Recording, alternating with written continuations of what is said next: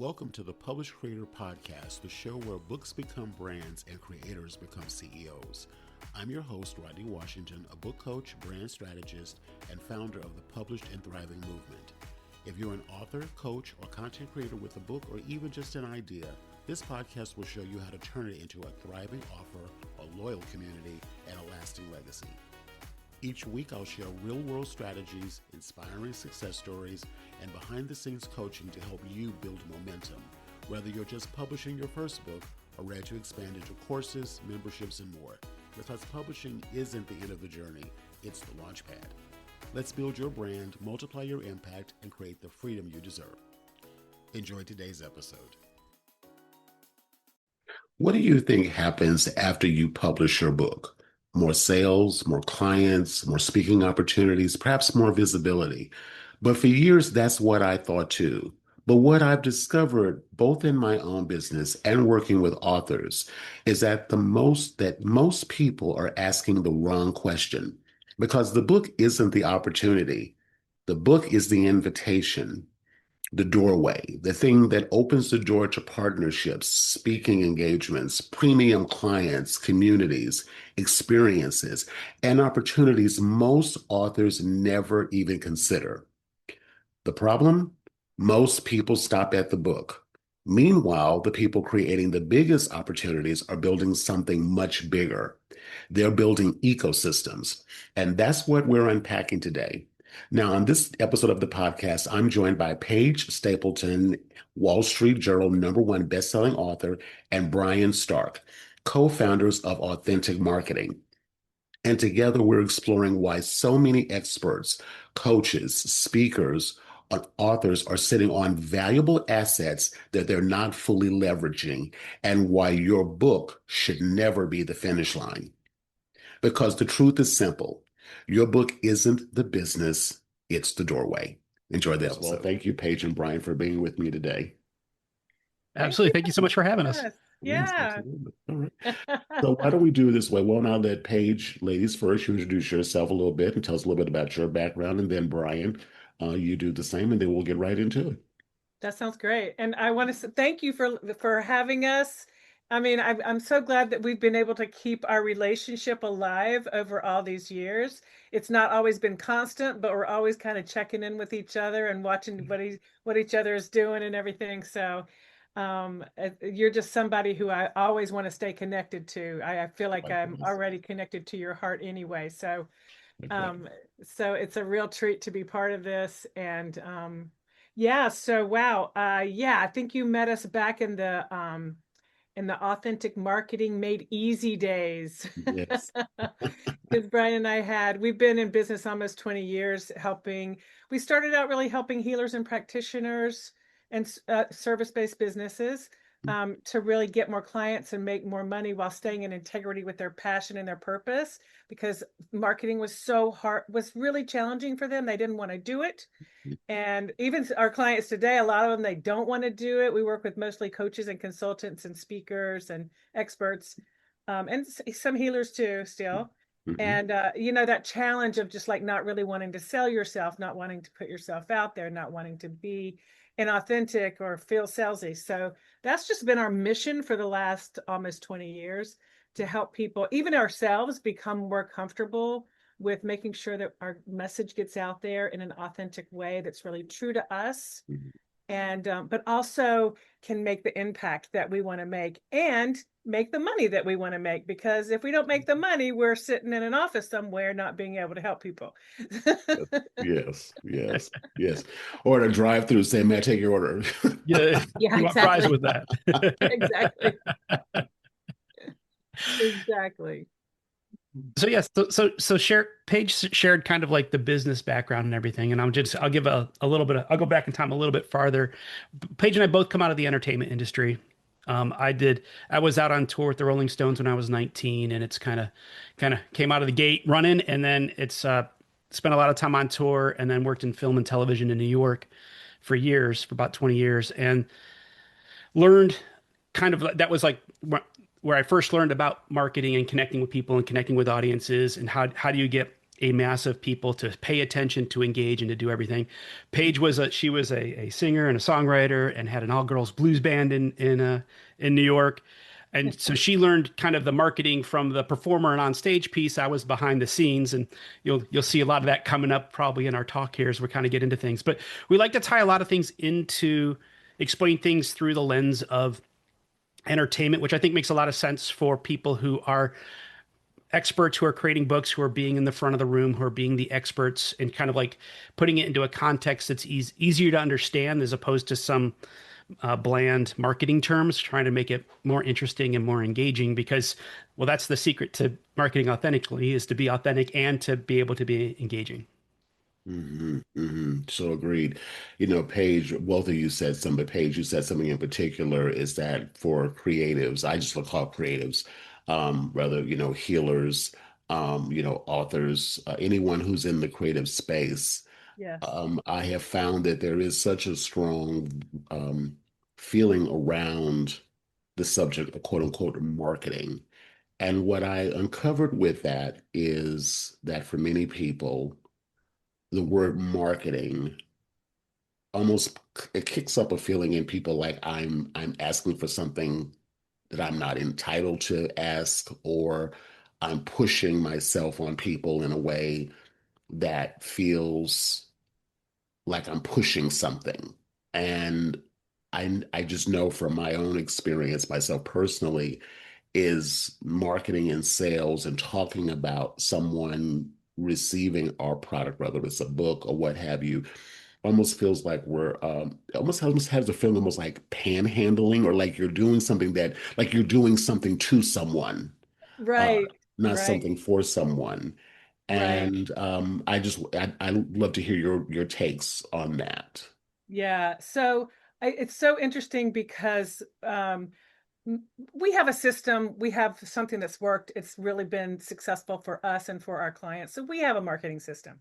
Mhm. That's one thing. But the bigger thing that we do most of the time is the mindset around the implementation of the things, right? And having the conversations and having, like you said, having it authentically and not feeling like you have to be somebody else over here in Mhm. order to get the people in so you can be yourself. We liken it to a theater. Like you feel like you have to be somebody else outside the box office, outside the theater, but you got to get people in the theater.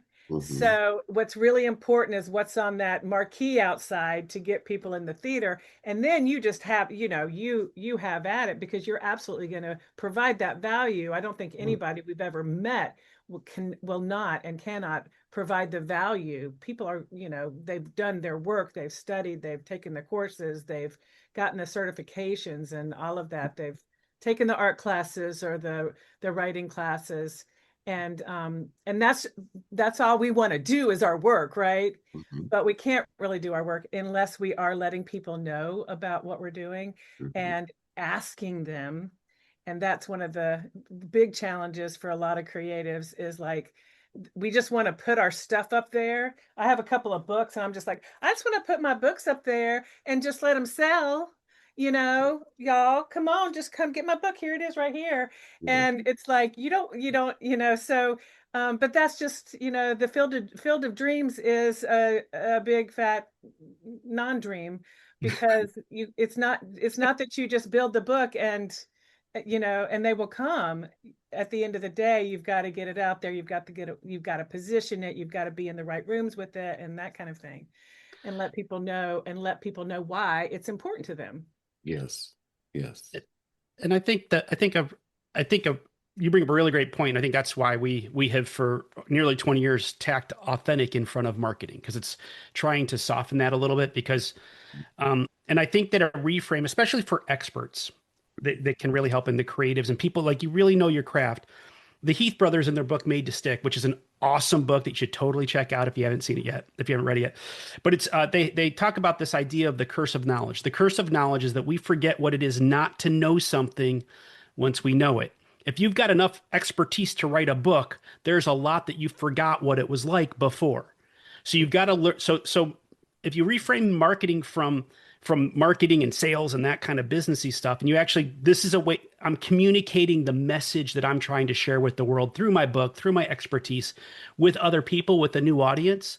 And if you can reframe it that way, that softens that marketing heaviness, but it also helps you to come up with the language to allows you to articulate what you're trying to communicate through your book, through your expertise, so people can actually start using it in their life. Yes, I liken that to, understanding why you did it. What was your why? Yeah. And wherever, and again, and I completely agree with that, Brian, is we forget what it was like not to know something. Mm-hmm. And my posture about it really is, and I always say this to my clients, is before they can purchase our book, yes, they can go and find our book, you know, through the algorithm or what have you, through Amazon organically, which many authors do rely on that Right. completely. But we also know that Amazon it's a great platform for processing the order and collecting the money and sending the product out. There's also, we live in a world right now which is just barraged with all sorts of distractions as well. And Amazon, while I remember in the early days was solely about books, now it's about anything and everything that you could possibly, want, from tube socks all the way down to, Right. cookies. So, so if someone is finding you organically on the platform, you're competing with everything else that they are on there shopping for. And just speaking about it from, like, you're not in front of your customer directly, where they're hearing your message, they're connecting to your heart, they're hearing the words that are coming out of your mouth and the way you're saying things to connect with them, then your messaging then becomes written. Yeah. And again, if you're just talking about the product, but not talking about the reasons behind why that person's going to read about this and read that copy and read that messaging, they're still not going to connect with it, even if you got a really quote unquote great cover. And so I've been talking a lot about this with my clients, is about getting really clear about the messaging part of it. Mm-hmm. And the messaging gets perfected through the conversations that you're having with real live people who are experiencing the issues or the problems or the desires that your book is there to solve. So you can't really, in my opinion, effectively market anything if you don't really know what's going on in people's heads, Or coming out of their mouths. coming out of their mouths. Because whatever's coming out of their mouths is your marketing gold. Yes, You know, absolutely.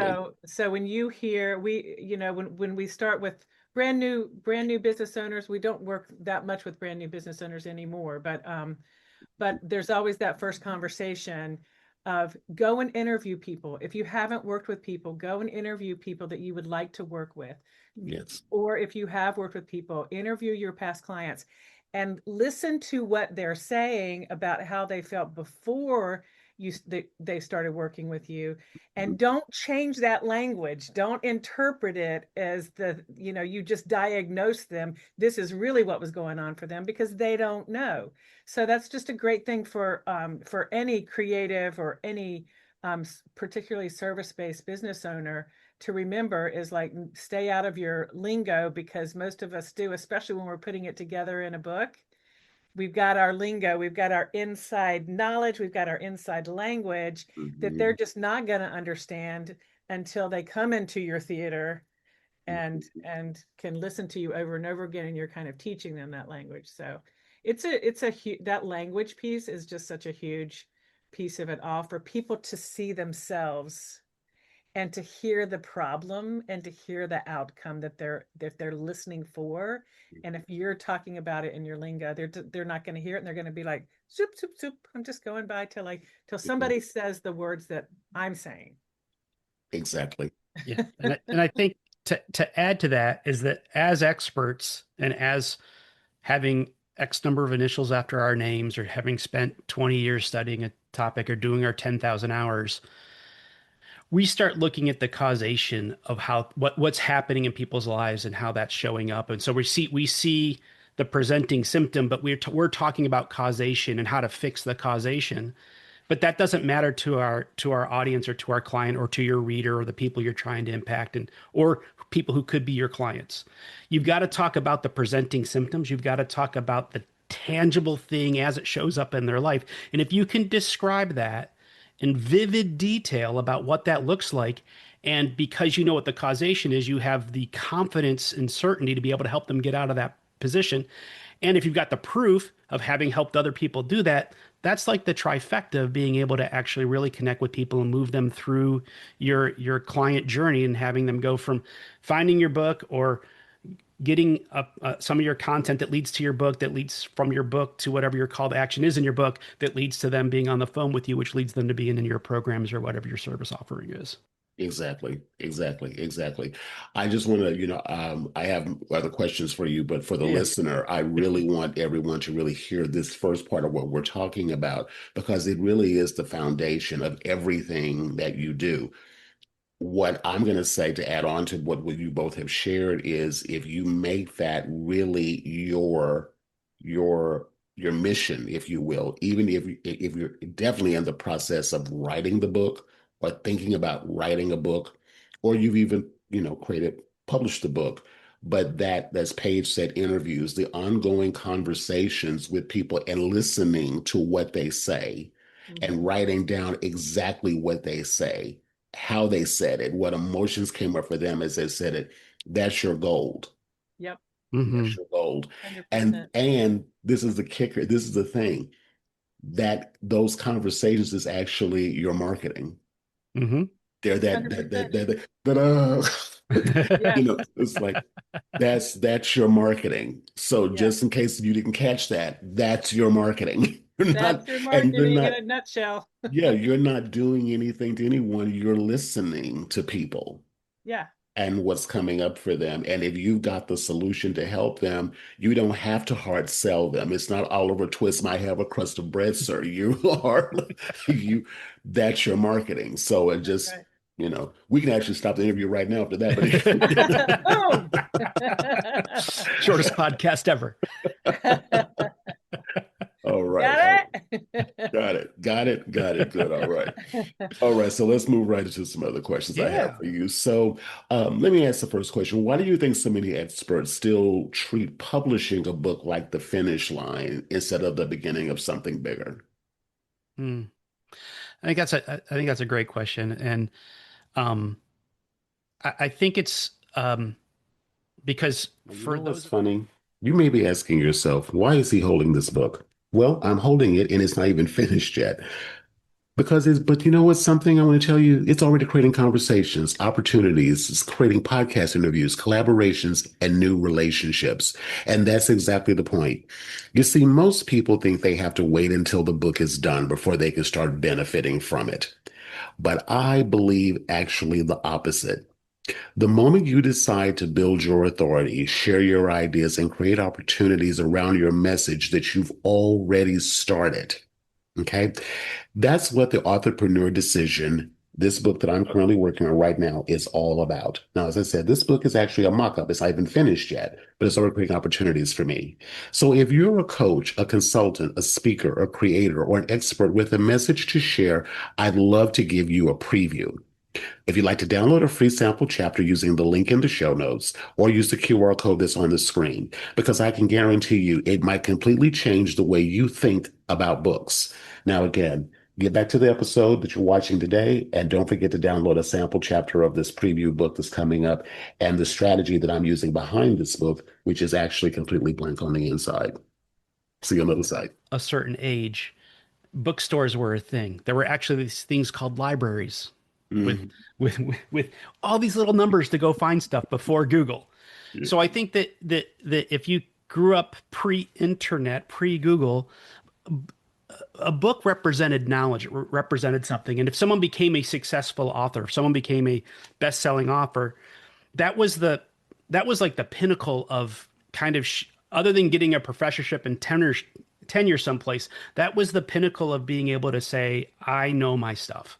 I had a publisher in New York or in San Francisco pay to run a press of my words and go through the whole process, and you actually could get decent publishing deals and you could get decent, residuals.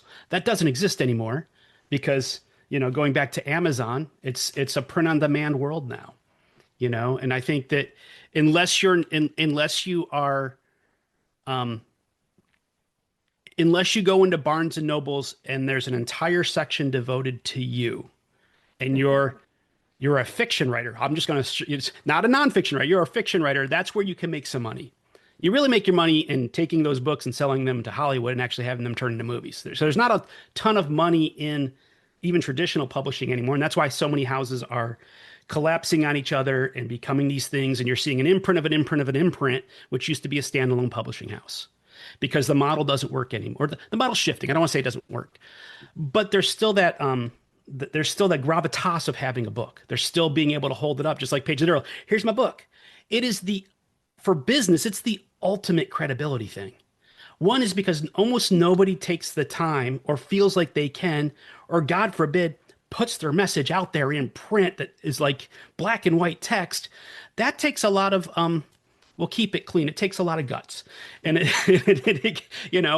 just from an internal mindset place, just to be able to do it. And that's why it's so awesome, like Rodney, that you're able to help people kind of birth and build that, because that's a sacred kind of trust that people have to go into and need guidance through. And it's almost impossible to do it on your own. Even if you're self-publishing, it's really hard to actually put out quality work without support, And I think that, so one is that you have a book, which is put you like in the top, probably 1% of business owners. I don't know the numbers, but I'm gonna go out on a limb here. It's probably the one, I'll say the top 5% just to be safe. So you've got a book. That's instant credibility. That gets you on stages. That gets people to book you for speaking gigs. That gets people to have credibility. We got someone get on. We met someone at we were sponsoring and speaking at an event. We had someone come up to our booth afterwards. She was not necessarily, she was semi interested in what we had going on, but wasn't really, until she learned that Paige was a part of a compilation book that was a Wall Street Journal bestseller. And then all of a sudden, she's on the phone with us 4 days later, and she's become a client 5 days later. Because so it had nothing in my book. This particular one right here, it's a part of a compilation, but it is a Wall Street bestseller, and it's a very, very personal story that I wrote. It has nothing to do with my business. It has nothing to do with my business. So, but it's right there on LinkedIn. I have it everywhere. I'm very open about what it is. I never say, yeah, I have this book, that's about business, because it isn't, it's a very, very personal journey. So it's really that kind of like graduated from Harvard kind of thing. It's just like, oh, you put in the work, to do the thing. Yeah. So. Yeah. And I've worked on several book launches, and I've worked on a New York Times best-selling launch. And because of papers that were signed, I can't discuss what came out of making the list.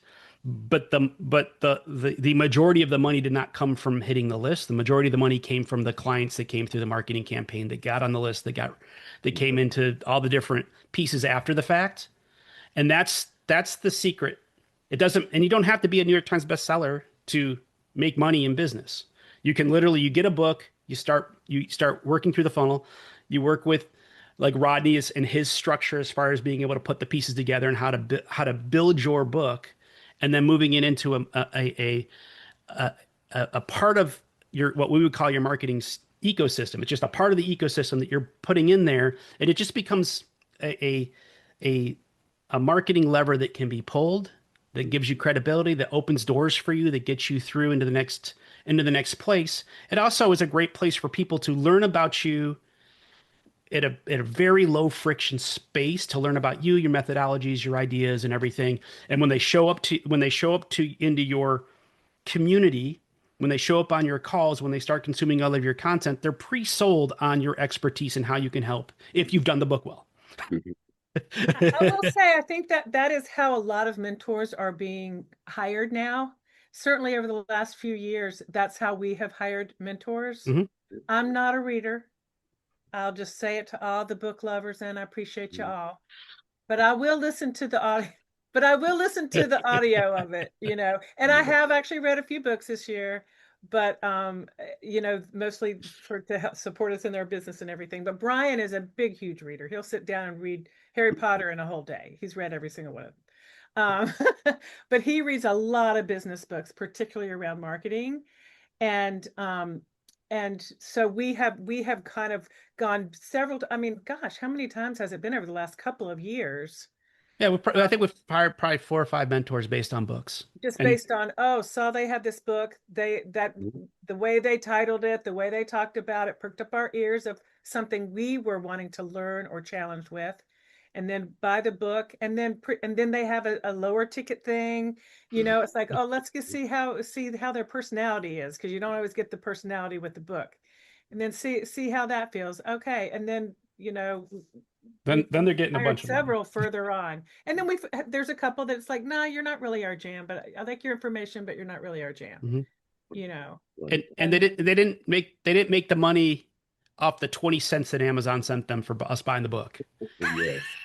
right. They they made the money off of us going through their book funnel, Yes. which they don't have to give any of that back to Amazon or to the publisher or to anybody. That they got to keep all of that except for the 3 or 4% that went to the credit card, depending on what their merchant services look like. Yes, yes, yes. You nailed it, Ryan. Brian. I mean, it was basically, I'll just say this. I mean, I am, I have no problem. I'm my age. I'm 62 years old. I grew up in libraries. Libraries was my church. Mm. And so I remember, you found books by whatever the code The, was the that it was Dewey Decimal assigned System. to, the Dewey Decimal System, and I knew microfiche and all that good stuff. Like I was, yes, I have no shame about it. Yes, Right? that was me. Yeah, That same, was me. same. That's what I learned. And so, what I say about all of that is that I have such a reverence and a respect for books Mm. and for the people who create them, because I grew up always believing and feeling that way. And I still feel to this day. Maybe the forms that they now take, that you were saying, Paige, that you listen more. I'm now at the stage where I have to read, listen at the same time. Yep. I I love don't, that. My favorite. yeah, Yes, don't yes. quite have the concentration level I used to Be have on to sit there track. and read a book. But I love that even more, because that goes to what I talk about so much Mm. for us as author creators, entrepreneurs, I like to call us, is because guess what? We get to make all these cool experiences now. If I can read and listen to the book at the same time, I'm taking on two learning modalities at the same simultaneously, which is really deepening my level of knowledge. It's deepening not my knowledge, but it's deepening my connection to the content that I'm consuming. And what's beautiful about what's happening now with the digital space, whether you do audio physical or audio digital book, is that there are links all throughout the book Yes. that go to maybe a YouTube video, Hmm. or up or a recorded webinar, or some other piece of content. Now think about it from the place in which we talked about at the very beginning about distractions and being able to hold people's attention. If our job is to create an experience around what we've created, in this case, context a book, and we provide a variety of different options to be able to consume that content, guess what? You are now deepening that connection with that person, because they are doing the most precious commodity that is non-renewable, and it's our time. Hmm. And if I can listen and I can read and I can spend time consuming what you created, maybe go watch some YouTube videos, maybe I can go watch a podcast interview that you were on or whatever. I'm investing time in you, which moves me closer to when I'm ready to work with someone. You're at the top of the list if I That's don't do right. it right then, Hmm. That's right. because of the amount of time that I've invested in you. So again, take what we're talking about here if you don't structure what well, put it like this, we have such a massive opportunity as author creators to be able to, first Brian said, five people can walk in the room, all accountants, but the one person that wrote the book about something is always going to be the one that people are going to gravitate to because what's the book? Brian mentioned a book earlier. I don't remember the name of it. I didn't write down, but I want to go. I'm going to ask you about that to put in the show notes, but I want to go look up the book just because you mentioned it. Mm-hmm. Yes. Just Yes. because you mentioned it. And so again, we are in such a great position by being an author, but if you are only relying on just it being on a platform that you hope somebody finds, my God, how much are you missing out on? And the people that you're really here to help because they just don't know you exist, Yes. you Yeah. know? And the beautiful thing is, gosh, the book is just the beginning, right? It's just the beginning. Hmm. And if you just let it die on the vine, basically, Hmm. it's such a sad thing because it's like right in there is like so much juicy, wonderful content and messaging for you to get out into the world. Hmm. Is like, we talk a lot with our folks about repurposing, Hmm. whether it's their book or their talk or whatever. We have a whole ecosystem that ties together, um, and that we talk about. And it, it's not that people aren't smart enough or anything like that. Hmm. It's just you don't really kind of realize always all the ways that you can use your content, social media, in talks. You can actually pull some of that out. And especially with AI now, you can so easily just load that book up and pull so much wonderful, beautiful content out there for every situation. I mean, speaking, a podcast, it can help you stay on message, and it can really get that message out there and keep reminding people over and over again about what you're about and what your message is about, and why they need to listen to you, and which can flow back to you selling that book online, Hmm. right? Mm-hmm. Hmm. It's not to mention all the work that you could do with people, Exactly. as far as having them know you better and want to work with you. Hmm.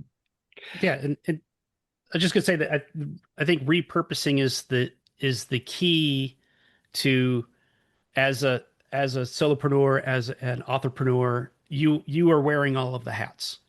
Yes. One of the reasons that I think that kind of going back to your initial question around marketing is one of the reasons that I think that marketing has a lot of weight to it is not just because it feels like you're having to do a song and dance to get people to pay attention to you and all that stuff. And if you're trying to trend on TikTok, you probably are doing a song and dance. But that's a whole aside.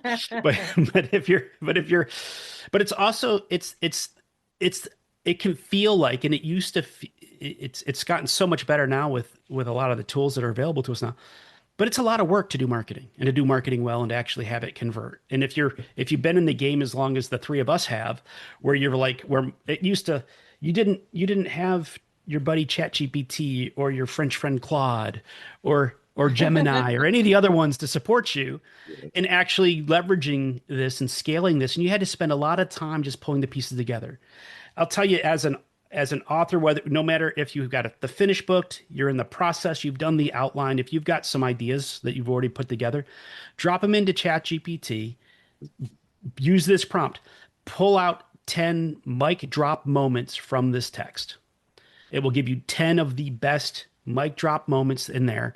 Then tell it, click the little plus button, go to create an image and say, create a thumbnail for each one of these. And then you will have 10 amazing thumbnails. And if you actually put in if you upload some examples of your website or of whatever your branding is, it will actually brand it out for you. You will have amazing looking content that you could post today, either post book launch, talking about go check out my book on Amazon, or I've got a book coming up. You want to check it out. These are the things. That's a great tip, Brian. Yep. I love that a lot. I use AI a lot for just that purpose. That's a great tip. And that addresses the question that so many people um, or again, who are solo marketing. They don't Hmm. have like a consultant like myself or like what you and Paige do with clients. But that's a great tip because a lot of people, again, of course, well, so I'm going to go here. The most rookie way to do AI, in my opinion, Hmm. of course, please give me your contrarian one if you have one, but is to go and not just say, write this for me or create Hmm. this for me. Hmm. And but you get the best use of AI as your assistant when you're feeding it information based on what you are talking about. For an Hmm. example, this interview that we're doing right now, I'm going to take the transcript of this and I'm going to plug it into ChatGPT, and I'll definitely use your prompt. I love that prompt. I didn't know that one, and ask it to pull out what's the Hmm. hot talking points. Um, you know, it really is our assistant. It's not supposed to just create from us for scratch because it's going to pull from everything it already knows. We have to feed it Yeah. the information. It's another reason why I always push my clients so much to do is why I launched the podcast because podcasting is a wonderful opportunity for you to talk about your work, talk about your mission, your message, talk about all of that. And then once that's recorded, post on a platform like YouTube, then you've got that transcript that then you can use AI to then be able to help you to create all these mini what I call little mini messages out there, like talking out for you. Because Yeah. again, we're living in an attention deficit society. Hmm. Maybe that one little sound bite that, Brian was saying that they hear will go, a talking point will be like, oh, I'll go listen to the full episode Yes. again. Yep. So go ahead. Yeah, that's good. 100%, 1,000% agree. I think the 100% emoji should be 1,000% emoji for what you just said.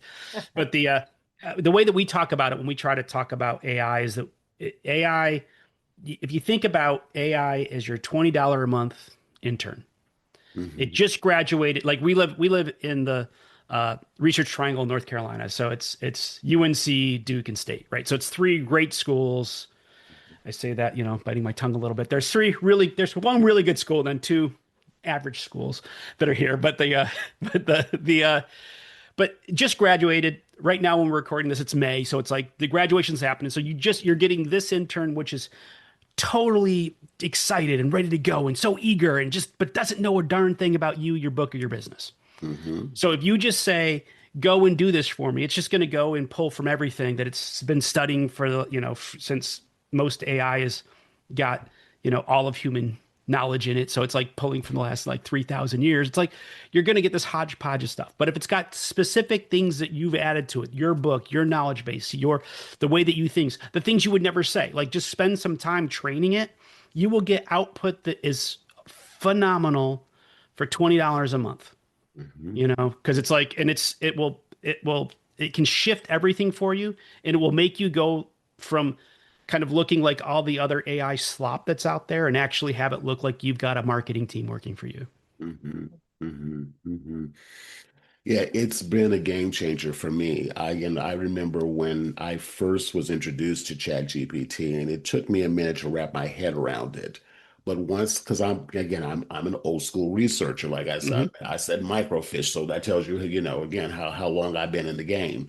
And to be able to have a powerful tool like that, again, and once you learn how to train it, because that's what it's really designed to do. It's the same as if you hired an intern, as Hmm. you mentioned a moment ago, Brian, you have to train them on your systems, your ways of doing things. Mhm. And again, I spent many years writing email newsletters for my clients from Hmm. scratch.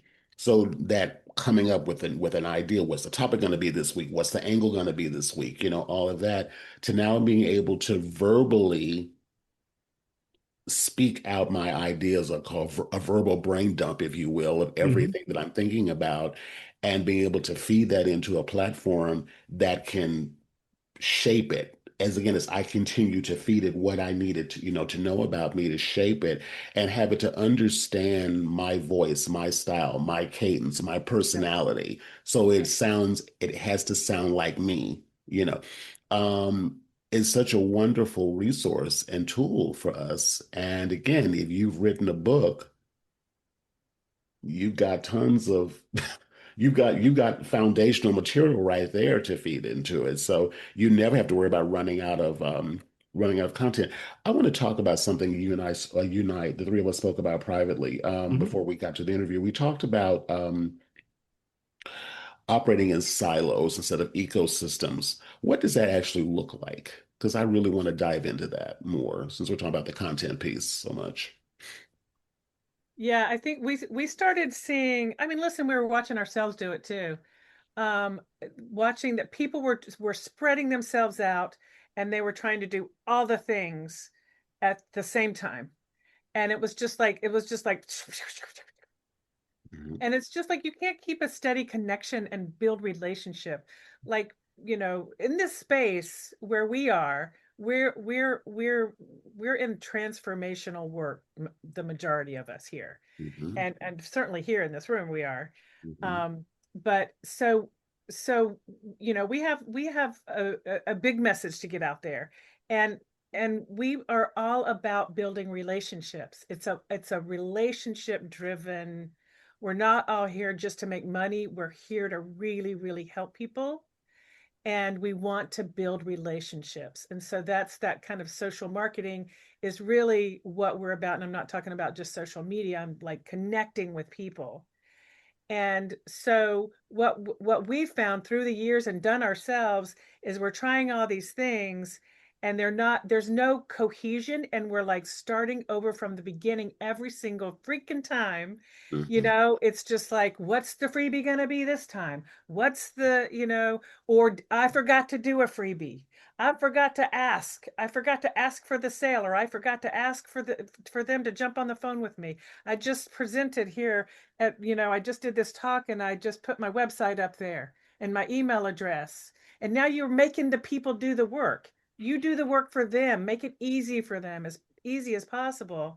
Yes. And if you're just over here doing social media, that's the silo piece of it. Just over here doing this tactic, Mhm, this kind of mhm, channel, this channel, we'll call that a channel, and then doing all the tactics on that channel. mhm, And then we're doing a speaking thing and that's another channel. We're doing all the tactics on there, but we're not necessarily connecting. That's just example, just those two.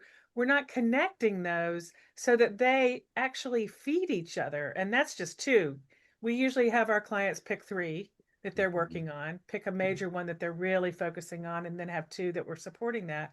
mhm, So that all of a sudden, and I experienced this myself very vividly, because a couple of years ago I had to have a hip surgery out of the blue, and I'd always, for what, over 10 years, 10, 15 years, I had always gotten business through networking and speaking and sponsoring and like being live in the room with people. mhm, And then when I couldn't go out, I literally was in a walker, and I could go out in a cane. I could not go out in a walker. I'm like, I can't, I draw the line. I just couldn't do it because I knew it was temporary. And so there was a time that I was stuck at home and wasn't really going out, and I just started getting on social media. Well, what started to happen? Brian was helping me do videos and stuff like that and content, mostly telling client stories. I mostly just that was my social media, just telling client stories. I highly recommend it for everyone. It's really powerful. But I found that then when I started going back out again, people thought they knew me.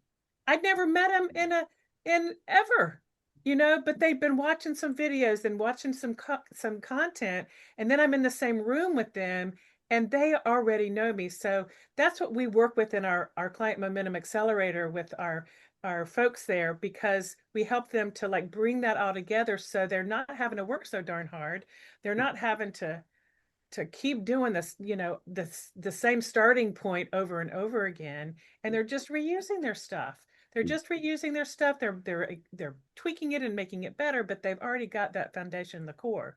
And so if you stop working in just the silos of whatever channels you're working Mhm. and get that all connected, people feel that because they see you. They feel like people used to say to me all the time, "You're everywhere. You're everywhere."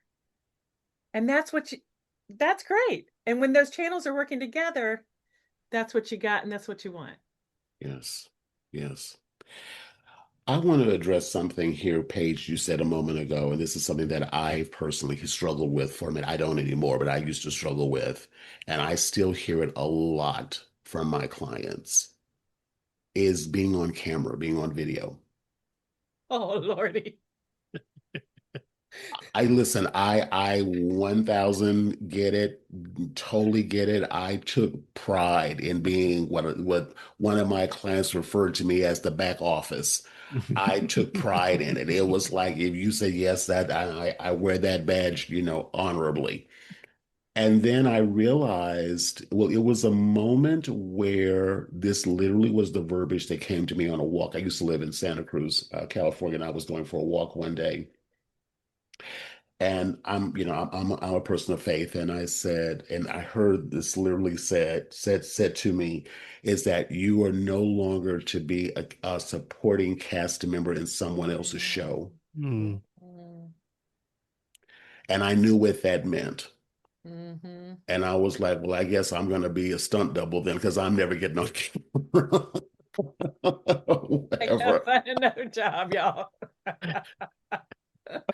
Oh my gosh. Was so hard for me. And it was actually through a coaching program that I've had for 4 years that I do it on Zoom every week with them. And I'm always on camera. And one of my students, one of my members said to me, says, Rodney, you're on camera with us every week. Just put it up on YouTube. Mm. And I was like, Nice. oh, that's right. I am doing it. And I found for myself when someone comes to me to work with me or potentially work with me, I ask, how did you find me? And more often than not, they'll say, I saw you on YouTube or I saw Mm. a video of you. That totally was like the thing. So the struggle is real. Yes. What advice do you have for someone listening to this who, again, we tend to want to, going back to authorship, we want to, quote unquote, hide behind the book. But I'm always saying we have to get in front of the book. I learned that the hard way, but we want to get in front of the book. And you're struggling with that because you said before you can get up on stage and speak, and some people can do that. But the idea of being on camera is just like, oh, no, I'm not doing that. Yes. You know? Yes. And it's really interesting because I have so much to say about that. So I'll keep it kind of brief here. I'm not going to say what I was going to say. That'll be another episode. But because I will say I was an actress. I was a singer. I was an actress. I was used to being in front of people. I was used to that. But man, when you're talking about your own business, it's a totally different story, Mhm, right? It's just a different thing. It was for me. mhm, And talking about business and everything. So when I started doing video, I tell this when we speak. Sometimes I'll tell this story about when Brian started helping me to make these videos, and I got all duded up and everything ready to go. And we had a 4-story house, and I was walking down the stairs because our bedroom was way at the top, and I was walking down the stairs, and I just could feel the nausea. I could feel the sweating. I could feel the internal dialogue of, who do you think you are? No one's going to listen to you. You don't know anything. You know nothing. What are you going to say? What are you going to say when you get down there? I mean, it was rough. It was a tough little gremlin in there, just really trying to keep me yes. down. And by the time I got to Brian, he had everything all set up. And by the time I got down there, he just looked at my face and he's like, what? And I said, I can't do this. And I just burst out crying, just hysterically crying. And he's so beautiful. And, we've been together almost 20 years. And he said, listen, just sit here on this chair right here. Okay. Now just tell me a story. Tell me about Fiona. You may know Fiona. Mhm, Um, because she had a lot of success working with me at the time. And she's an incredible, incredible speaker. And anyway, so he said, just tell me a story about, when this last thing that just happened with her success that you guys have had together. And that just broke everything down. And what it did was it took the attention off of me and what I know and what I want to tell you and teach you. And it was just like, let me just share this experience with you and see if you see yourself in that experience. And if you do, what can you what kind of metaphor could I be using, or what kind of lesson, or what can you learn from this? And that's how I started doing all the videos, was just telling stories. And I got, within 30 days of that experience, I had three 10K clients Mm, that were reaching out to me because they had seen my videos. mm, And I say that to make the point that, one is, if you can take the attention off yourself, because our nerves are only about what people are going to think about us. yes, Right, our nerves are just about that. yes, And then just the beauty of story, it takes, talk about pressure, that, like marketing pressure, that it takes off of you. yes. It's just incredible when you're like, I'm just telling a story. I just had a call with my client, and this is what she said, and then this is what I said, and then this is what she did, and then this is what she has now. That kind of Yes, thing. yes, yes. And Brian is just like, he is the story dude. Like, you know, he knows the story for sure. We both have come from families of storytellers. Well, that's how we are. I mean, it's a society, I Hmm. mean, that's how, we listen to the stories from generations, from grandparents and great grandparents, and the stories they're telling us, the stories that were said, to them. And what I love about that, and I'm going to label it a strategy, but is that, again, if we take it off of us, Hmm. and people also too will take much more credence in what you say when you are talking about someone's experience Mm-hmm. with us, as opposed to, yeah, I did this and this is what I did and this is who I am and blah blah blah blah. And no one wants to, hear that. I mean, yeah, they want to know that you have some credential and know what you're talking about, Right. but they want to see, okay, how did he help someone else? Yes. Where did they come from? When I created, this used to be called a different name for the podcast, but I created this podcast again. I added it on to the program I was already doing because I said, you all have put together this beautiful book. Now I want to interview you. None of them been interviewed before on a podcast. And I put that in there as a part of it to interview them. And it was like they were saying, I've never talked about. Mm. I've never talked about myself. I've never talked about, and it wasn't like, for example, I had one client, Lorraine. Lorraine was a nurse in the UK. And the unit that she worked in, there were all three or four nurses all in the same unit, and all of their name was Lorraine. And because she had this other name she called, I couldn't remember. And I was like, how did you come up with that name? She said, we had to figure out other ways to communicate because when someone called Lorraine, it was four of us like going, yeah. Lorraine C, Lorraine T. you know. But what she had done was she had created a book, and she loved sarcastic wit, and it was like illustrated book talking about that. And this in the interview, the story behind the creation of the book was that it was a stressful job. It was, highly, because, it was, I think she was still in nursing, or she had just left it right after COVID when she started working with me. And she said that the only way that they could keep themselves, together and keep wanting to put a pillow over their patient's face Oh my God. was the fact that they use sarcasm Mm. as a way to kind of deal with the stress of it. And they were just, all of her book was all sayings that they said to one another. And again, I know nothing about nursing. I know nothing about, that whatever she went through. But that story to me it was so interesting to me because I understood the why behind how she was inspired to create the book. Yes. And we've all felt the pillow over someone's face before too. Yes. That's where she connected with everybody. People were raising their hands left and right. Yeah, me too. Exactly. Exactly. Exactly. That's what you Exactly. want in a story is people go, oh my God, me too. Oh my Yeah. God, that is hysterical. Well, Me too. and from a speaker's perspective, imagine if that's your opening line. Have you ever had that feeling where you want to just put the pillow? Yep. Exactly. It was like looking around like, Right? Yes. you know, It's a but good whiplash moment right there. but think about that though. I mean, Yeah. that's where you create connection. People Mhm. go, Wait a minute, what?" Yeah, they're leaning in, right? Yep. Even And especially if you come to the place of, and this is great for your creatives here because you're storytellers by nature anyway.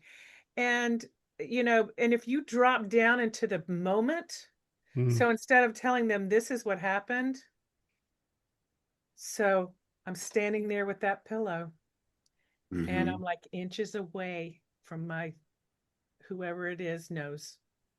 And Mhm. I'm like, am I gonna do it? Like they are leaning in. They're like, did you do it? Did you Did you do do it? it? Yes, What exactly. happened? Exactly. Exactly. Exactly. Exactly. Exactly. And once you hear that, well, that's such a great opening. And I love the way your voice tone dropped and you said it very, but all of that's a part of the art Mhm. Yes. of Yes. making really great content that doesn't, and again, we're going back to the top of the conversation. You're not doing something to someone and you're not talking about yourself and your accomplishments and all of that.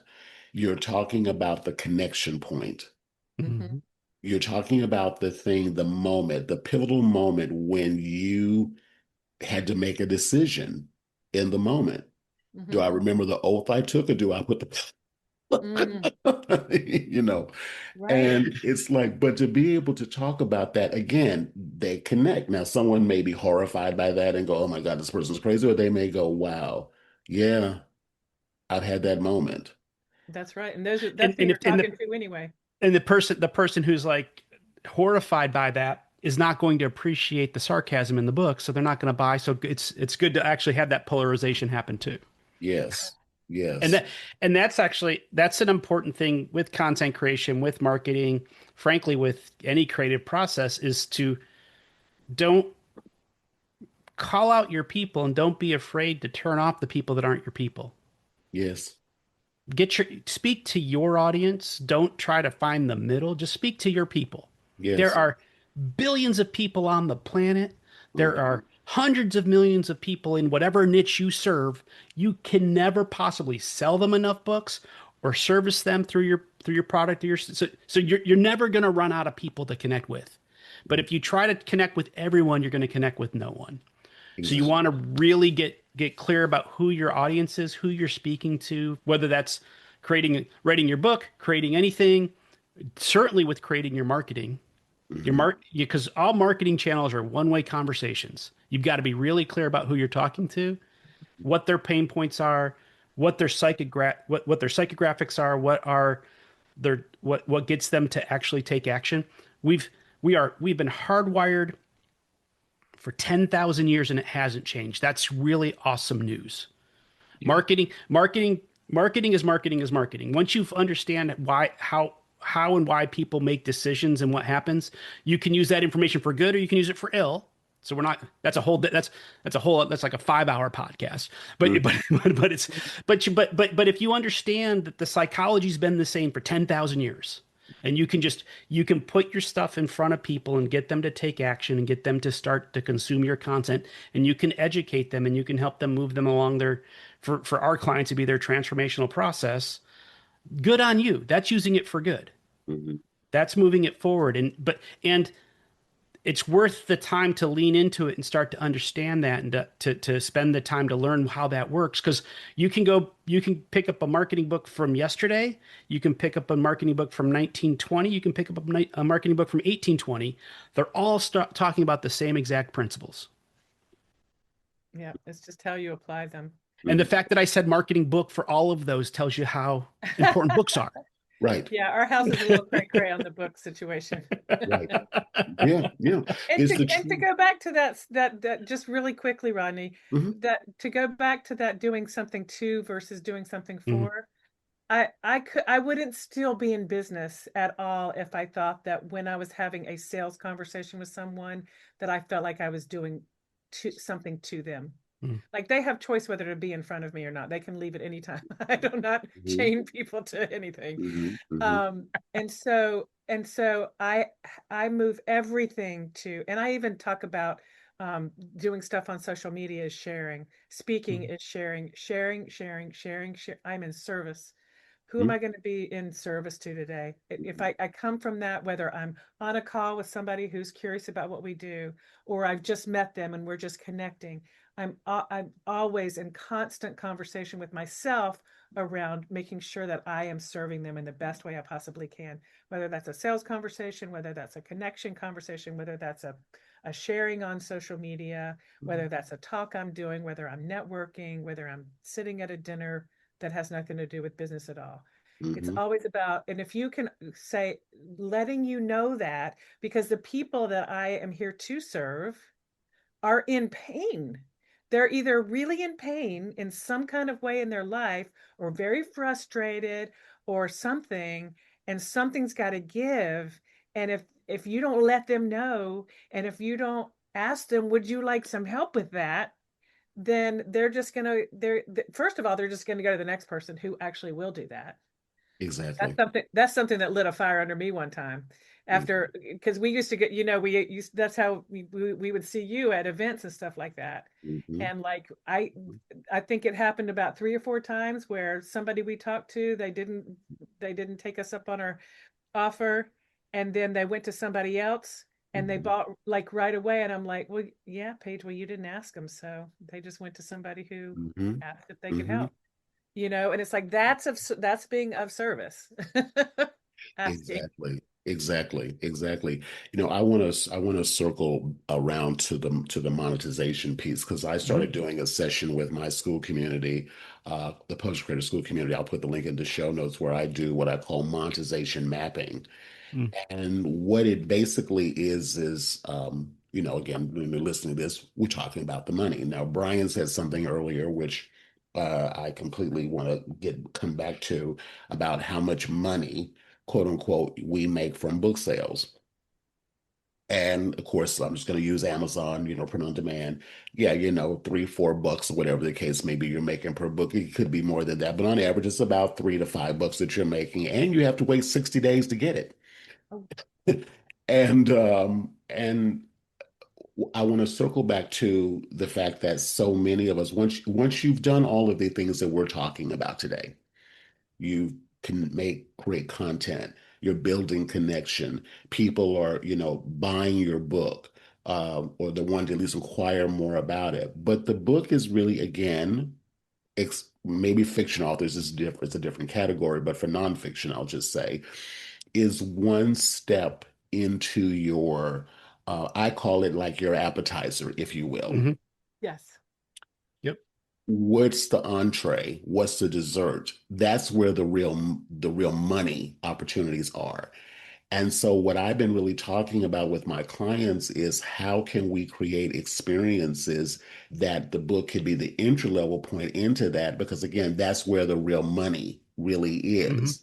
It's Mhm. not just in book sales, what I call onesie, twosie book sales. That's a slow grind. You can do that, of course, but where the real income opportunities lie is all the things that we can create as a result of the book, Mhm. from courses to masterminds to retreats.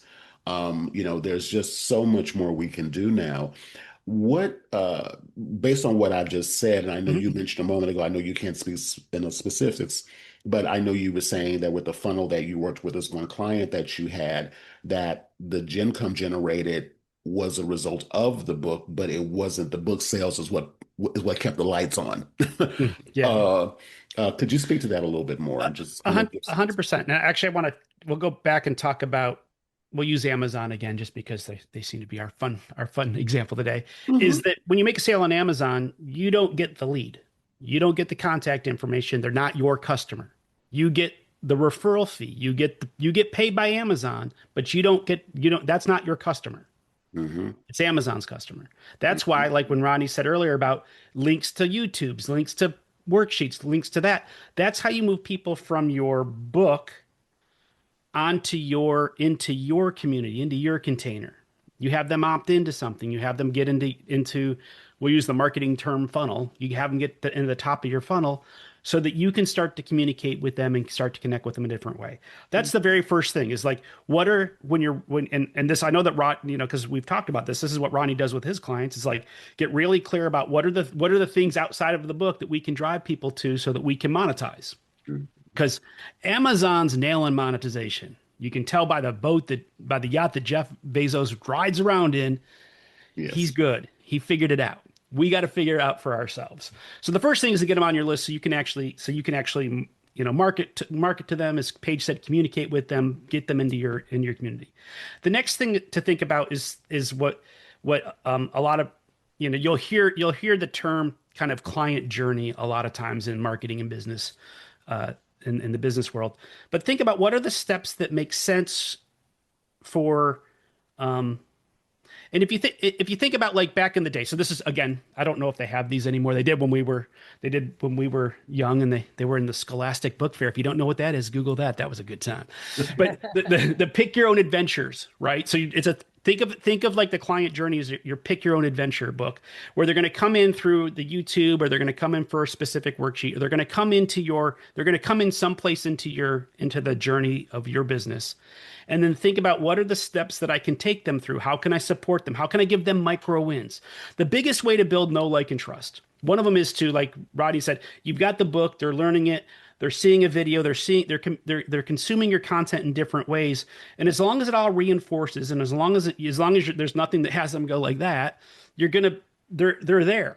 You're sticky. Everything that you're talking about is sticky to them. It's like Velcro. You're connected.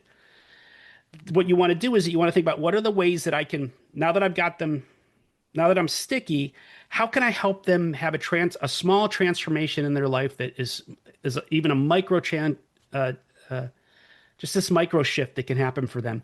Because if you can make micro shifts happen for them in a short amount of time, and, you know, think something like 12 to 48 hours, if you can come up with something that can have them take action on something that they've been struggling with for most of their life, and they can see something implemented in a few hours, chances are nobody else in their life has ever done that for them. And that's why they're searching on Amazon at 3 o'clock in the morning, trying to find a book that will solve the problem. Mm-hmm. Right. So you start offering little solutions that open more and more doors on their choose their own adventure towards whatever that is. A really great thing that you can do is have a offering that basically is you walking through the chapters of your book. That's the easiest thing for an author to do. Create a program that is you walking through, and you can do it live once right after your launch, package it up, and then you can sell it as a thing where it gets dripped to them. There's all kinds of different programs that can drip it out to them. So it's a 12-week program if you got 12 chapters. Boom, boom, boom, boom, boom. You do it live once on Zoom, just like we're doing this podcast right now. You're done. Package, done. You have that lead to a mastermind or to some private coaching, or we're talking like in the coaching and expert world. But think about what are the things that I can create that will solve problems for them. Mm-hmm. To get people into your world, you want to solve what is a very tangible problem that you can address that will get people in the door the fastest and get them to commit the quickest. If you've got like you're doing some big life transformation thing and you're helping them with a ton of stuff, that might be too much for somebody who just read your book to actually kind of jump into the deep end with you. Right. So what's the kiddie pool option that you can do that can bring them in for a low price point, mm-hmm. so they can work their way up to the high jump? Mm-hmm. So I don't know if that answered your question or if I just rambled on there for a while. No, it was perfect. It was perfect. Absolutely. It was perfect, Brian. And I'm even gonna flip the script a little bit about like a chapter of the book, and turn it into a course. Where I've really begun, I'm working on my book right now called The Authorpreneur Decision. And actually I'm doing the reverse. So I'm doing webinars right now. I'm calling them webinars. And actually I've been wanting to write another book for a minute, but I just haven't been able to wrap my head around what the book was going to be about.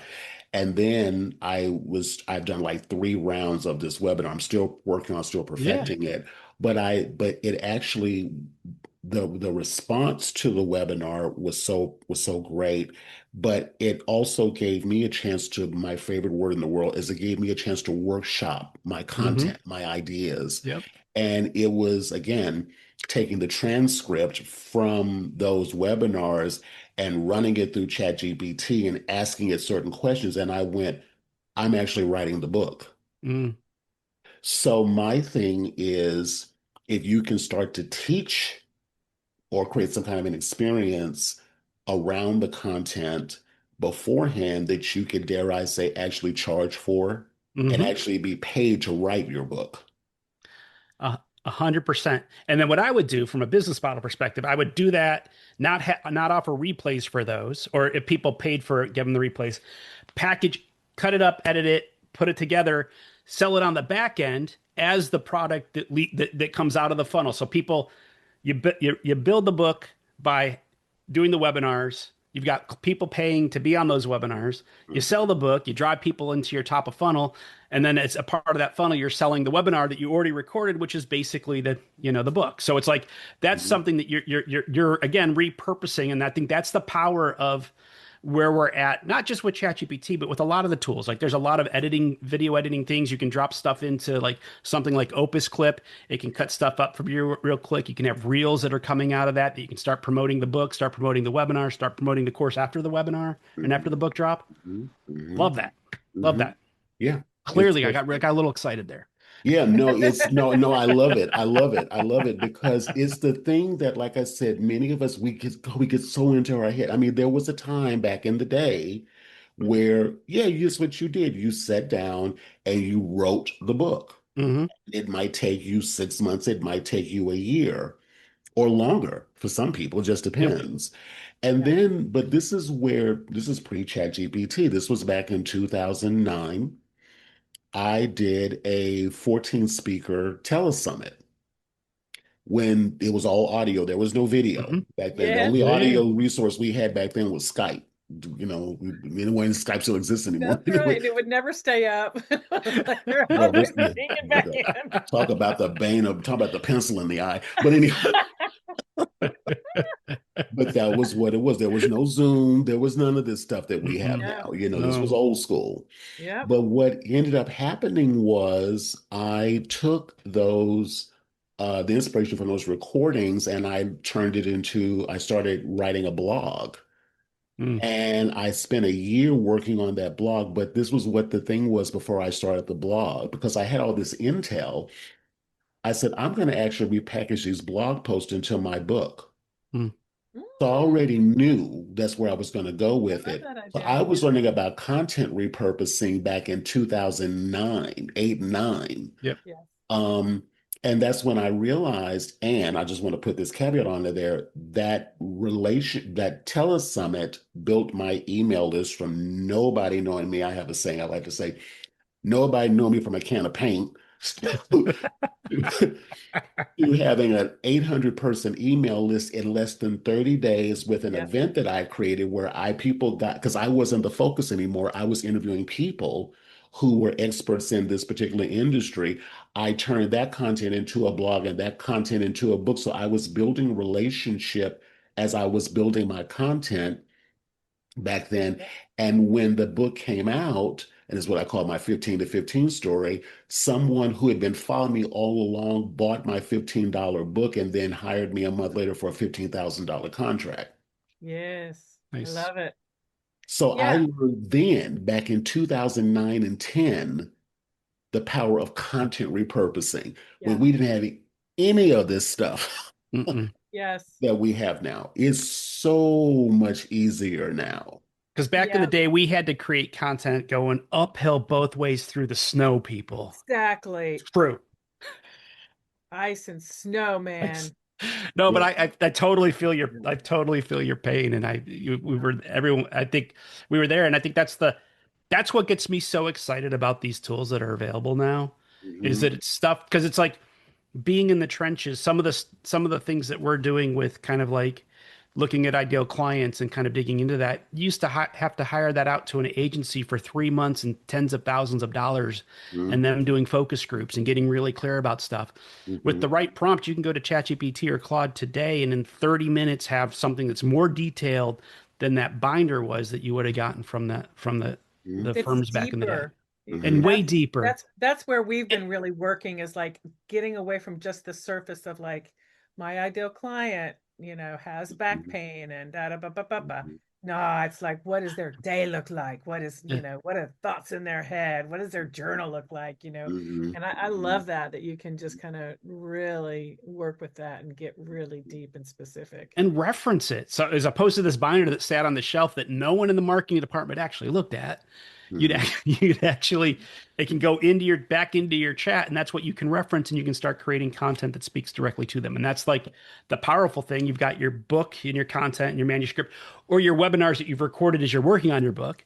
You've got your ideal client sussed out, and then you're just creating content pulled from your IP, from your material, speaking directly to your ideal client about their problems, their concerns, and creating content that speaks and resonates at a really deep level. Mhm.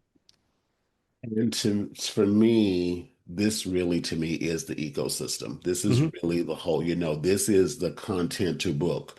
That's what the title of this podcast episode, as I have it now, is called Your Book Isn't the Business, It's the Doorway. Hmm. Yes. I'm even going to take it a step further. Your content is the machine that feeds all of this. And there's so many ways to do this. But what I'd love to do is I'd love to give everyone here listening, and I'll ask for both of your support with this, is like we talked about a lot. Hmm. Yeah. I'd like to give them like, okay, I've listened to Paige and Brian and Rodney. I want to get like what's like an action plan that they can start listening as they're listening, that they can start doing to at least get on the road to creating, again, this what I'm calling this ecosystem that can be built around a book. What We suggestions might do have a you little have? something that could support people around doing that. Tell us, Paige. Well, I will give you a plan, and then we've kind of created a resource because I knew we were going to be talking about ecosystem, and Paige and I were like literally like, so what can we do to really support people that no matter where they are? And I think that's the thing. That's what I love about kind of what Rodney's created, is that it's like for creators who you're either authors, want to be authors.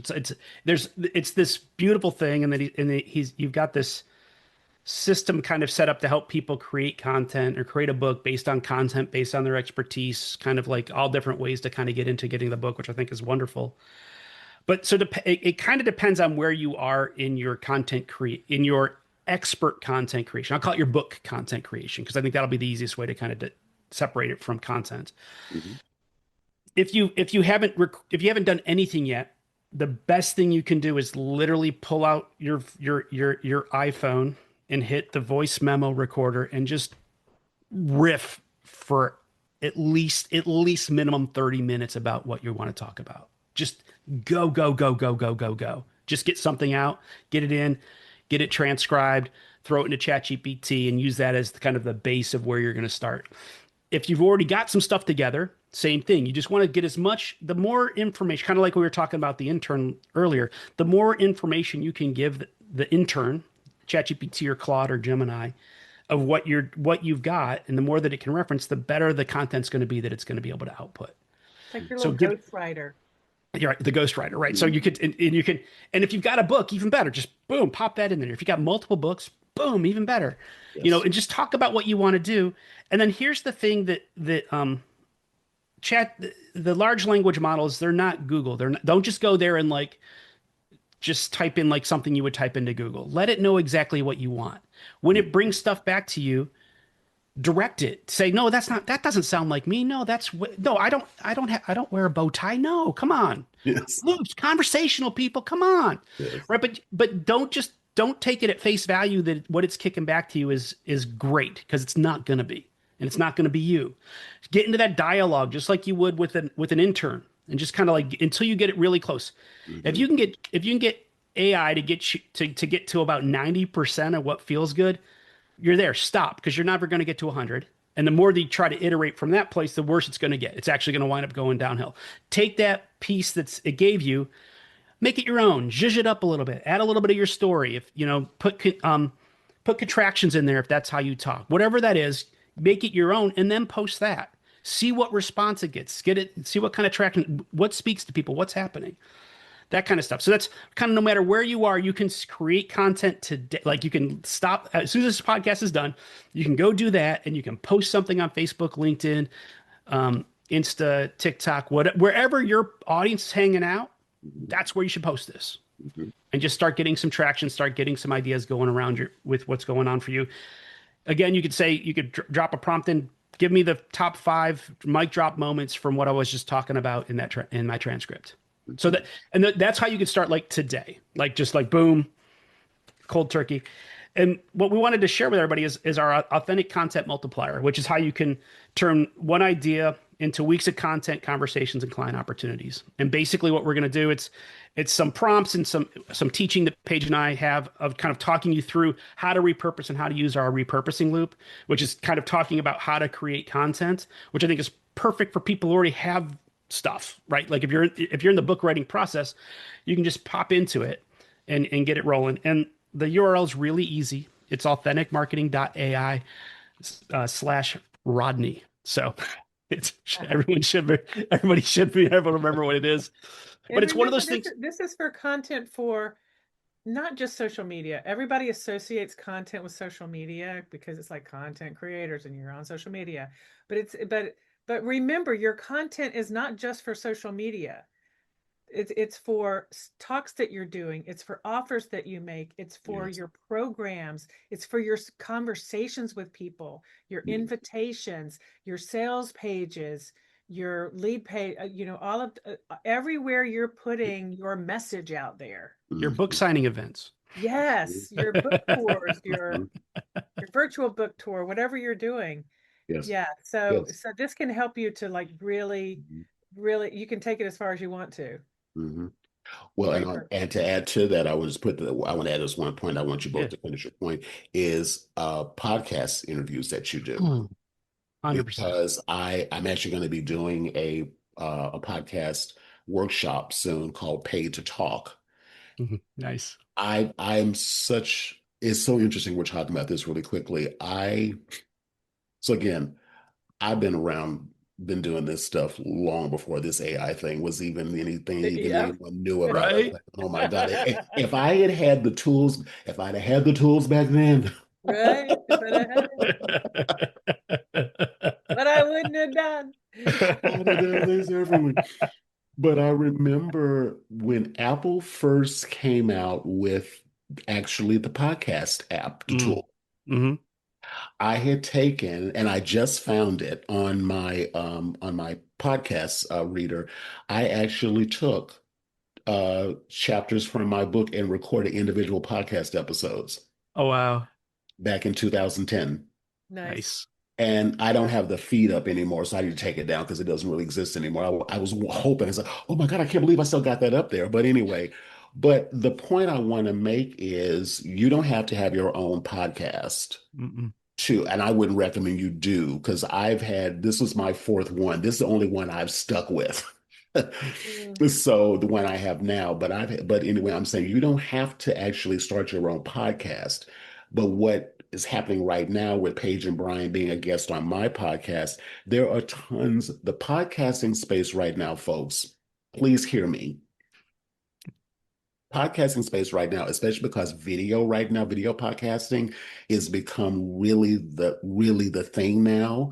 Yeah. First of all, get over being on camera. Just get over it. Do whatever you got to do to get over it. Whatever you got to do, get over it. Secondly, there are so many podcasters out there looking for experts, looking for people to talk to about, the topic. And that's another conversation another day about. And if you've got a book, it's easier to book. Yeah, well, yes, yes, absolutely. But I'm even going to take it a step further with that, Brian. Though, if you are in the process of even thinking about creating the book or in the process of creating the book, still, because you can be the author of the forthcoming book. Yep, exactly. And now, because of tools like AI, you can do what I've done. Actually, I have it right here. I'll pull it up really quick. I just didn't have it right on my side here. Of course, as I'm trying to grab this, moving further away from me. that ever-moving goal line. It's like, hey, no, come this way. So my book here, The Authorpreneur Decision, this is actually just a mock-up. This is the cover. This is the back. The inside of this is completely blank.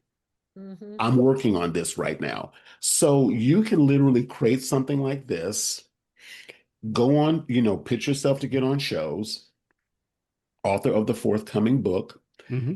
have hopefully a great conversation. Make sure it's an interviewer that both of you are aligned, personally. And you get a good interview out of it, then take that transcript from that interview, do everything that Brian and Paige are talking about. Now you're putting out content, but that podcast, because this is something I really want to make sure I say here. A lot of people who get themselves booked on podcast don't do anything with that guest appearance. Yep. They leave it all up to the podcast to do all the marketing. Dude, do that. You are missing out on a massive opportunity because that's a content piece that you didn't have to produce. That's right. Now, with these wonderful tools that we're talking about today, you take the reins, you take control of the narrative. The podcaster will love you for it because you're doing a lot of the heavy lifting. Yes, But please. guess what? It's giving you an opportunity to get your content out there. And then this is what I'm going to add on to that. I recommend you do is to make your invitation to get on a call with you, like what Paige talked about earlier. Now you're getting a chance to have that conversation with people to see what it is that they want. Again, who knows? They may even be featured in your book. We're Right. dropping nuggets here, people. I hope you're picking it Dropping up. the Come on. nuggets, y'all. Come on. There's a lot of nuggets on this one That's good today. luck. Good nuggets. All We're over the dropping nuggets place. here. So I will it's drop like, yeah, go one. ahead, please. I'll do a nug. Well, I got a couple nuggets, but the first one is just when getting over being on camera. I've been working behind the camera for 40 years now, which is hurts me to say a little bit sometimes. But the biggest thing to do is just to start getting in front of a camera. Just, I mean, the fact that Rodney was doing Zooms every single week, and he got pointed out to him by his clients, you're on camera every week, dude. So just do it, right? Because you it's a muscle memory. The reason that these three little things are scary is because you don't look at them ever. Those Right. little lenses on the back of your phone are scary because you never look at them. Just literally start going on your walks. You could do the back camera and just talk into it. Just record yourself. Just get used to seeing yourself on a little screen. Yes. The cool thing is that most people ain't watching you on their 80-inch televisions. They're watching you on this little 4-inch wide screen. So you don't Yes. have to worry too much about that. But Yes. just start using the muscle memory. Start doing Zooms. Start getting booked on podcasts. Just start doing stuff where you get comfortable doing it. When you're when like Ronnie talked about just starting to record some content and do some stuff, just go to your Zoom and just record yourself on your Zoom. Mhm. The cool thing is that gives you a transcript too, right? So you can just literally, so it's like just start being on camera. That will help a ton with that. And then from a I love, and we said this when we talked before about when you showed the book before to us when we were on our pre Zoom. And I love that from just it's a great prop. It's an awesome prop. And it's actually, when I was working on the New York Times bestseller, we had the cover and we would actually use it for promotional stuff beforehand because you don't even have the galleys yet. Mhm. Mhm. Um, but from a manifestation place, Wayne Dyer would always have the book cover created first and have his publisher send him the book before he started writing it. So he could always, when he sat down to write, he always saw the cover of his book.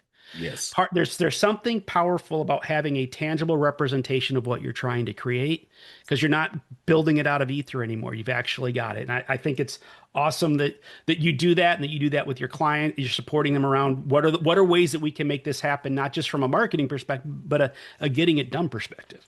Yes, yes, yes. I know about Wayne Dyer. Actually, what actually inspired this was there's an she wrote the book Creative Visualization and Living in the Light, Shakti Gawain, Yeah, yeah, yeah, Oh, I yeah. love her. Yeah. and she in her book, this was how old I I have was. I have that That's book. Yeah. that's some Yeah, old school right that's there. old, Yep. I old, got old, that old baby. school. Yeah, Yep. But she had the cover. Her business partner did the cover for the book, and she pasted it up over her typewriter. Nice. And people, because she already had a network, she already had people, I think, were taking classes with her. But the minute she said she was writing this book, people were paying her for the book. And a year had gone by and she had not sat down and wrote a word. And people were saying she wanted to give the money back. And they were like going, no, we want the book. Mm-hmm. And so she kept going back and she started visualizing what the book would look like to have it in her Mm-hmm. hand and hold it. So I modernized it because we've got these wonderful, print on demand tools. And I said, I'm going to take it a step further. I'm actually going to print an actual mock up of the physical book. And it sits here on my desk. I put it sometimes by my bed at night. And I look at it because it's one of those things that reminds me, yes, you're doing this. Love it. You're writing this. So again, if you take what we're saying today, we've given you the playbook. Get Brian and Paige's tool, on content creation. I've got a workshop coming up. Well, I have several, but I would say join my school community right now so you can stay on top of what I'm doing. And I would just say, get over, please do yourself a tremendous favor. Get over being on camera. It doesn't matter your age. It doesn't matter what, no one really cares. And what they say, those who care don't matter, and those who matter don't mind, or something like that. I can't remember how it goes. Yeah. But the point I'm trying to make is get over it because they're going to see you anyway. They're going to see you anyway, if they That's work right. with you. And if someone's going to quote unquote discount you because of something maybe you were thinking, they're not your person anyway. Mm-mm. So don't even worry about that, Yep. And listen, as someone who's 62, I get it. I heard this about being on camera years ago when I was 15 years younger than I am right now, and I didn't want to do it back then. And now, when this is completely white, now I want to get on camera, but it's like, get over yourself, dude. It's like, because at the end of the day, when someone comes and says to me, I saw one of your videos on YouTube, and they're wanting to work with me. What are we doing, folks? It's like, get over yourself. Get over yourself. And truly, and if you're really committed to helping people with the message that you have created, Mm-hmm. again, no one's gonna. What would you not let your surgeon operate on you that could help you because you don't like the way they look, unless they're not clean? But, I'm just saying, would you not want? People don't care about that stuff. People do, Nope. but those who are not your people. So Nope. get over yourself. Use these tools. We came up at a time when we didn't have any of these resources Mm-mm. available to us. It is so much easier now. But I would just add to that, do everything you can to do whatever your content does to get people into what Paige said at the very beginning, which I am 10 toes down on. Get on the phone with folks. Mm-hmm. Yeah. Listen to what they're saying. Yeah. Ask for permission to record the conversation because you're not going to be able to write down everything they say. Yep. Take those transcripts from those conversations, and then with the tool and the prompts and so forth that Paige and Brian are giving you, then start to distill down because you want to say it exactly how they say it, not what we come up with being all marketing. We want Right. to say it the way they say it because that's how they know we get them. Yep. Yeah. Create Absolutely. every opportunity that you can to talk to your people, do classes, do workshops, even as you're writing your book, that's field study that can make an even better product.